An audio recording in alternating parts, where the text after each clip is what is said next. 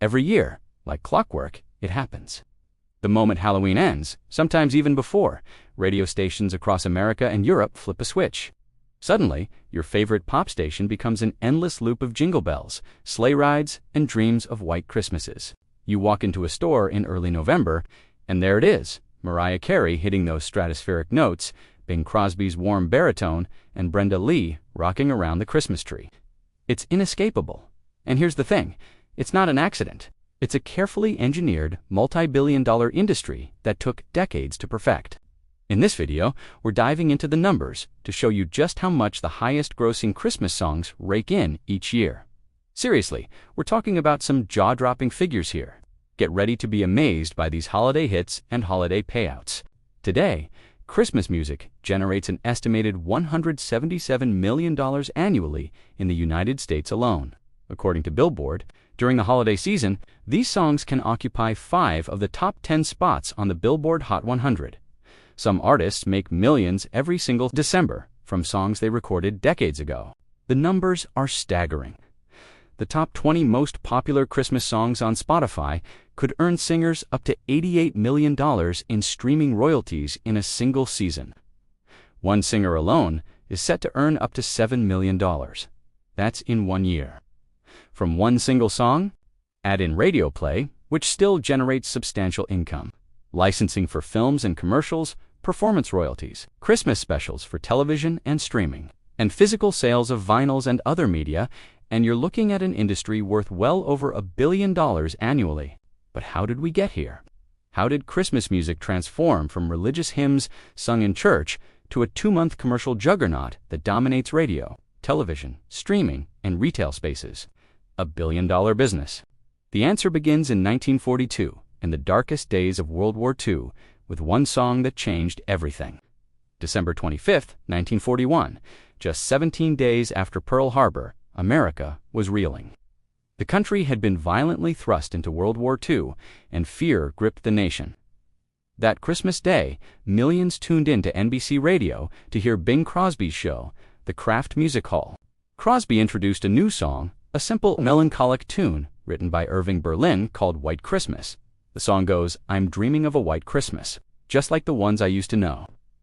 It was in the chaos following Pearl Harbor, the song barely registered. But 8 months later, in August 1942, when the film Holiday Inn premiered in theaters, something remarkable happened. By October 1942, White Christmas had climbed to #1 on the charts, where it stayed for 11 consecutive weeks.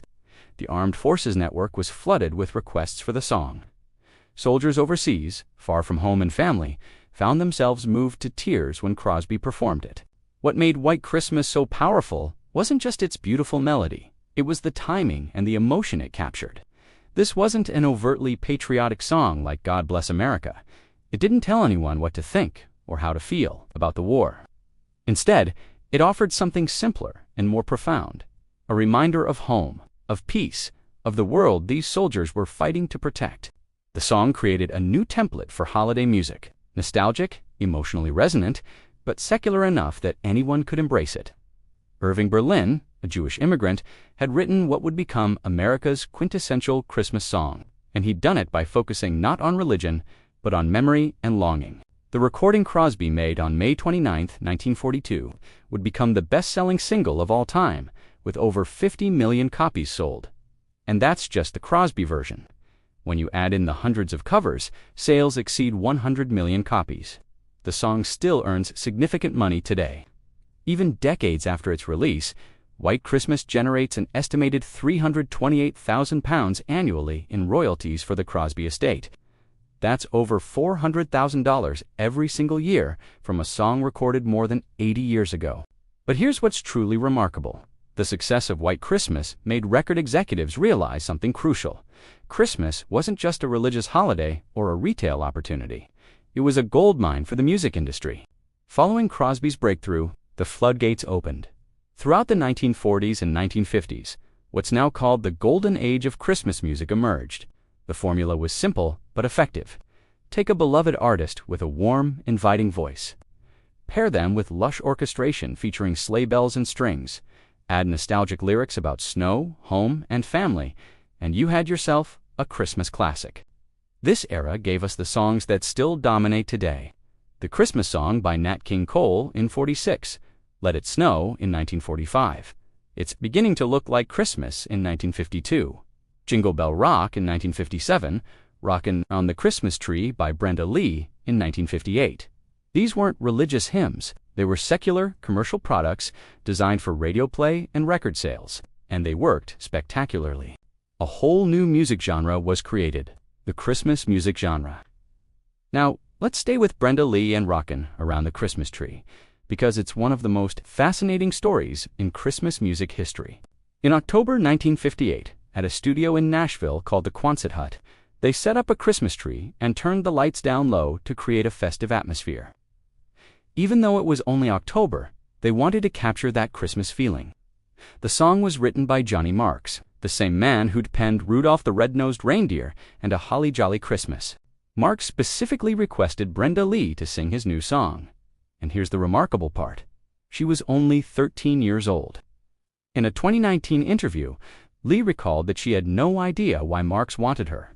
She said, "I was only 12, and I had not had a lot of success in records, but for some reason he heard me and wanted me to do it.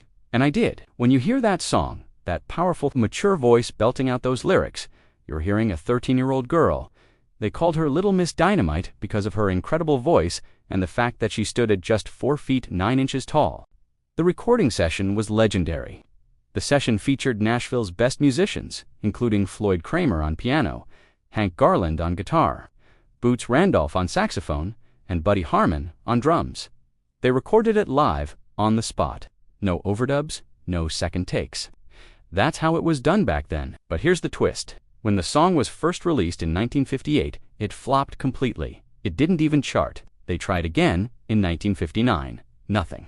It wasn't until 1960, when Brenda Lee had become a star with other hits, that Rockin' Around the Christmas Tree finally charted, reaching number 14. The song slowly became a holiday staple over the decades, but the real transformation happened in 1990, 32 years after it was recorded.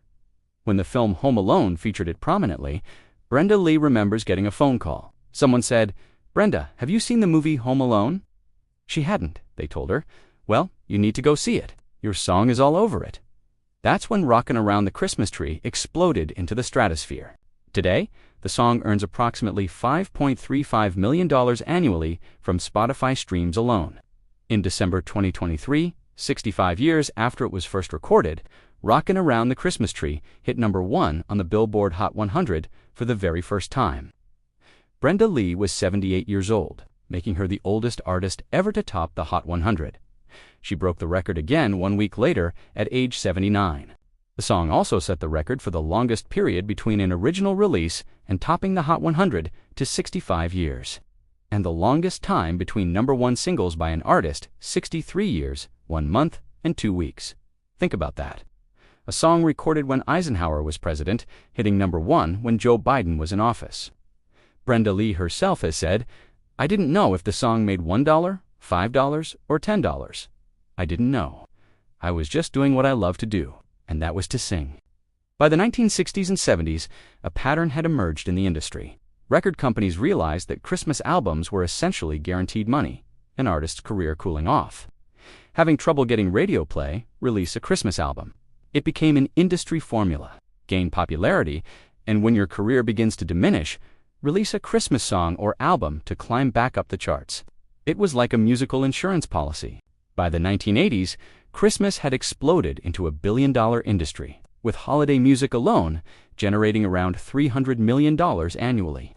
And the music itself was evolving, beginning to mirror broader cultural trends. In 1984, Wham! Released Last Christmas, bringing a contemporary pop sensibility to holiday music. Today, that song generates approximately $5.9 million annually from streaming, with George Michael's estate earning an estimated £480,000 each year. Despite never reaching number 1 when it was first released, beaten by Do They Know It's Christmas, the song has become one of the most enduring Christmas hits ever recorded. But let's stay in the UK for a moment, because they have their own Christmas music phenomenon that's just as remarkable as anything America has produced. And it all centers around one song and one very loud opening line. It's Christmas. Anyone in the UK, of any age, will instantly recognize that as Noddy Holder from Slade. Belting out the opening to Merry Christmas, Everybody, the song is as much a part of British Christmas as crackers and cranberry sauce. The story behind Merry Christmas, Everybody is fascinating. In 1973, Slade was at the absolute peak of their popularity. They were one of the biggest glam rock bands in Britain, and that year alone they'd scored 2 #1 singles that went straight to #1 on their first day of release, a feat unheard of since the Beatles with Get Back in 1969. Their manager, Chas Chandler, the former bassist for the Animals and Jimi Hendrix's manager, suggested they write a Christmas song. The band wasn't thrilled with the idea at first, but then Jim Lee's mother-in-law got involved. Kathleen Ganner challenged Lee at the breakfast table, teasing him that Bing Crosby's White Christmas had sold more than any Slade hit. Lee was annoyed, saying Slade was a rock band, not a Christmas band, but the seed was planted. One day, Jim Lee was taking a shower in America somewhere, thinking about Bob Dylan, when suddenly a melody came to him. He remembered a song that Noddy Holder had written back in 1967 when the band was still called the N-Betweens. It was a psychedelic SGT pepper-influenced tune called by me a rocking chair. The band had rejected it at the time, called it rubbish, and Noddy had thrown it away. But Jim remembered the chorus melody. He approached Noddy with his new verses and that old chorus melody, and Noddy went to work on the lyrics. It was late 1973. Britain was in crisis. The miners were on strike. The gravediggers were on strike. The bakers were on strike. Wage freezes, rising inflation, and general discontent had made for anything but a Merry Christmas. Power cuts were common. The country needed something to lift their spirits. Noddy went to his parents' house in Walsall after a night at the local pub, the Topet. With a bit of whiskey for inspiration, he sat in the kitchen and jotted down everything people associate with Christmas. Stockings on the wall, grannies telling you the old songs are the best. Snow, looking to the future with hope. In 2 hours, he'd rewritten that old discarded song from 1967. When he got to the line, "Does your granny always tell you that the old ones are the best?" he knew he had something special. As he later said, "Once I got that line, I knew I'd got a right cracker on my hands. It says it all." We've all heard someone's granny say it, usually after a couple of sherries, when her bloomers are starting to show and she's up dancing. The song was recorded in September 1973 at the record plant in New York, in the middle of a heat wave. It was 80 degrees outside, and they were in the corridors of an office building singing about Christmas. People walking by thought they were crazy. John Lennon was in the studio next door recording his Mind Games album. Slade borrowed his harmonium for the recording. At the end of the song, Noddy screams, "It's Christmas." It was an expression of joy in the face of everyday troubles, but also of solidarity and resilience. Merry Christmas, Everybody was released on December 7, 1973, and sold 300,000 copies on its first day. It went straight to #1, where it stayed for 9 weeks. It beat out Wizards' I Wish It Could Be Christmas Every Day, and Elton John's Step Into Christmas for the coveted Christmas #1 slot. The song has been re-released during every decade since 1973. It's returned to the UK charts 27 times. Every single year since downloads were included in 2007. And the money, Noddy Holder has famously called the song his pension plan. It generates an estimated £1 million per year in royalties. That's over $1.2 million annually, every single year. For a song written in 2 hours, after a few drinks at the pub, Holder's wife has said that Christmas shopping is a bizarre experience because her husband's voice follows her everywhere she goes. And yes, every Christmas morning, Noddy wakes her up by bellowing that famous line in person. Then came 1994, and everything changed again. Mariah Carey was at the peak of her powers. 4 years into a groundbreaking record-setting career in the traditional music industry playbook, this was exactly the wrong time to release a Christmas song. The conventional wisdom was that Christmas music was for artists on the decline, a way to recapture past glory. Carey ignored that advice entirely. In 1994, she released All I Want for Christmas Is You. The song was different. It had the classic Christmas elements, sleigh bells, references to snow, that nostalgic warmth. But it was wrapped in a contemporary pop production with Carey's incredible vocal range on full display. It was sophisticated enough for adults, but catchy enough to be genuinely fun. Initially, the song was successful but not earth-shattering. But here's where streaming changed everything. Every year, like clockwork, the song returns, and every year it grows bigger. In 2019, 25 years after its release, All I Want for Christmas Is You reached #1 on the Billboard Hot 100 for the first time. It has topped the chart every year since. The numbers are almost incomprehensible. According to The Economist, between 1994 and 2016, the song made Mariah Carey $60 million. That's an average of $2.6 million per year. But in recent years, with the explosion of streaming, those numbers have grown exponentially. In 2024, it had generated $7.34 million from over 1.83 billion streams on Spotify. That's just Spotify. When you add in other streaming services, radio play, licensing for commercials and films, and performance royalties, Mariah Carey earns between $2.5 and $3 million every single December from this one song. The song became the first holiday track to reach 2 billion streams on Spotify. It's played so frequently during the holidays that on December 1st alone, it can rack up over 8 million plays in a single day. What Mariah Carey proved was revolutionary.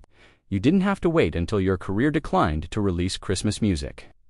Do it while you're on top, make it actually good, and you create a perpetual money machine. This became known in the industry as the Mariah Formula, and artists took notice. Ariana Grande released Santa Tell Me in 2014, which has now earned over £3.6 million in streaming royalties. Kelly Clarkson released Underneath the Tree, which generates about $3.71 million annually. Justin Bieber released Mistletoe in 2011, earning approximately $2.5 million per year. Sia released Snowman, which has earned around £3.3 million in royalties. All of these artists released Christmas music while at the peak of their popularity, rather than as career rehabilitation. They understood what Mariah had proven. A great Christmas song is an annuity that pays dividends forever. But the real transformation of Christmas music into a modern juggernaut didn't just happen on the recording side. It happened on radio, and this revolution wasn't limited to America. For most of radio history, Christmas music was sporadic, maybe a few hours on Christmas Eve, perhaps some holiday specials. But in the mid-1990s, something changed. In Phoenix, Arizona, a station called KOY went all Christmas in 1995 and saw massive ratings gains. The station lured away listeners from competitors during what was traditionally a slower season for radio. A rival station, KESZ, noticed and began programming Christmas music themselves in 1996. Then, in 1998, a country station in Connecticut became reportedly the first to adopt an all-Christmas format for the entire season. The format worked so well that Clear Channel Communications, later renamed iHeartMedia, purchased KESZ and began testing the format in other markets. By 2001, something else helped push Christmas radio into the mainstream. In the aftermath of the September 11th attacks, there was a collective desire for comforting, positive, nostalgic programming. In 2001, Clear Channel, now iHeartRadio, went all Christmas at 75 stations, including major markets like New York City and Los Angeles. The results were undeniable. Stations like Light FM in New York and Coast in Los Angeles flipped to all Christmas programming and saw their ratings double or even triple during the holiday season. In cities like Detroit, Los Angeles, and St. Louis, Christmas flipping stations routinely topped the ratings every December. One industry expert put it simply: there's no other programming tactic in radio history that consistently delivers ratings increases better than Christmas music. The format quickly spread internationally. In the UK, MTV capitalized on the trend by launching the channel MTV Christmas in 2013, a temporary rebrand of MTV Classic that plays exclusively Christmas music from late November through December 27th.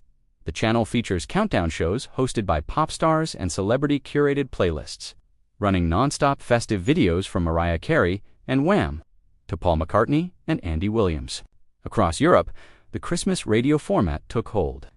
In Ireland, Christmas FM launched in 2008 and became Europe's only year-round Christmas music broadcaster. Available digitally worldwide while broadcasting on traditional FM radio during November and December, the station's success demonstrated the international appetite for holiday music. In the Netherlands, national network Sky Radio becomes Sky Radio Christmas from late November through December. Germany and the Scandinavian countries hosts numerous dedicated Christmas stations during the season. The Christmas radio format has proven successful across cultures and languages, in America and in Europe. Today, the format starts earlier and earlier. When it began, stations like Light FM in New York City would flip on Black Friday, the traditional start of the Christmas shopping season.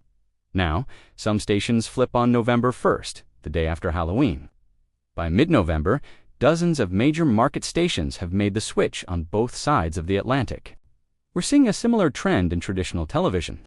Hallmark Channel is leading the charge, but networks like Lifetime and Great American Country are jumping on board too. The Christmas movie flip on television is on the same date as its counterpart on the radio. Those Hallmark Christmas movies have similarly become a huge hit in several European countries. Why does it work? Because Christmas radio, or Christmas movies, isn't just about the music. It's about ritual, about marking the change of season, about nostalgia. People aren't just tuning in for the songs, they're tuning in for the feeling. Let's talk more about the money, because the scale of this industry is staggering. Bobby Helms recorded Jingle Bell Rock in 1957. Today, that song generates approximately $4.61 million annually from Spotify streams alone, with over 1.15 billion plays. Andy Williams, It's the Most Wonderful Time of the Year, earns an estimated $3.62 million per year from over 905 million streams. Paul McCartney's Wonderful Christmas Time was overshadowed when it was first released in 1979, only reaching number 6 on the charts. But today, it earns McCartney approximately £250,000 every single year. That's over $300,000 annually. Jose Feliciano's Feliz Navidad generates around £2.3 million from 736 million streams. The Pogues' Fairy Tale of New York, that Celtic punk masterpiece, featuring the late Shane MacGowan and Kirsty MacTow, earns approximately £400,000 per year in royalties. Even more obscure Christmas songs earn impressive sums. Jonah Lewis's Stop the Cavalry, which only reached number 3 in 1980, generates about £120,000 annually. Lewis has said it represents 50% of his real income. He does everything on the track himself, writing the lyrics and melody, performing all the instruments, which means he gets all the publishing and all the recording royalties. The Pretenders' 2,000 Miles, which only reached number 15 when it was first released, racks up an estimated £102,000 each year. The Michael Bublé version of It's Beginning to Look a Lot Like Christmas has been streamed over 1 billion times on Spotify, earning him over £3.41 million in royalties. The original was performed by Bing Crosby and released over 70 years ago, and it has over 1 billion streams on Spotify as well. These aren't just successful songs, they're financial instruments, they're retirement plans, they're generational wealth being created from 3 minutes of music. Here's the fascinating paradox of modern Christmas music. In an era dominated by contemporary pop and hip-hop, where music from the 1940s has been almost entirely abandoned by mainstream radio, Christmas music thrives on its oldness. Look at the Billboard Hot 100. During December, you'll see songs from the 1940s, 50s, and 60s performed by artists many younger listeners have never heard of. Burl Ives, Bobby Helms, Andy Williams, 3 of the top 5 Christmas songs are performed by artists who are no longer living. But this isn't a bug, it's a feature. The oldness of Christmas music is part of its appeal. Christmas music sounds different from everything else you hear on the radio. It uses acoustic instruments, vintage voices, complex harmonies. It stands out because it's from another era. Christmas music works because it's selling nostalgia. It's not about discovering new artists or keeping up with trends. It's about remembering childhood, remembering family, remembering simpler times. Every year, hearing these same songs creates a connection to the past, to previous Christmases, to who we used to be. This is why new Christmas songs struggle to break through. They're competing not just against other songs, but against decades of memory and tradition. When you hear Bing Crosby, you're not just hearing a voice from 42. You're hearing every Christmas you've ever experienced while that song played. You're hearing your grandmother's kitchen, your childhood living room, that special morning opening Christmas gifts.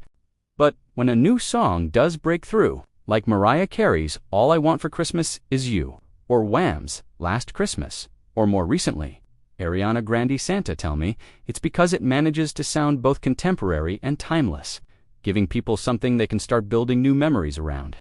The industry has noticed this pattern. Social media, particularly TikTok, has revealed its power in creating new Christmas classics. Most of the songs that have broken through in recent years have trended on TikTok or Instagram, resulting in massive surges in streams.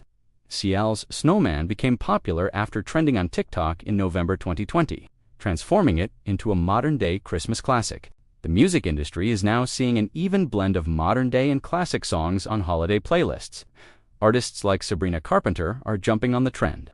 With her increasingly popular holiday album Fruitcake and the song Nonsense Christmas predicted to potentially dominate future festive seasons, Sabrina Carpenter even made a holiday special for Netflix called Nonsense Christmas. Today, Christmas music is inescapable for nearly 2 full months. The moment November hits, the machine activates. Radio stations flip formats. Streaming platforms create holiday playlists. Retail stores pipe carols through their sound systems. The industry has perfected the formula.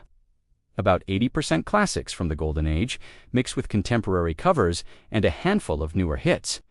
It's a careful balance between nostalgia and novelty, between comfort and just enough variety to keep people listening. For independent artists on platforms like RootNote, who retain 100% of their streaming revenue, the potential is enormous.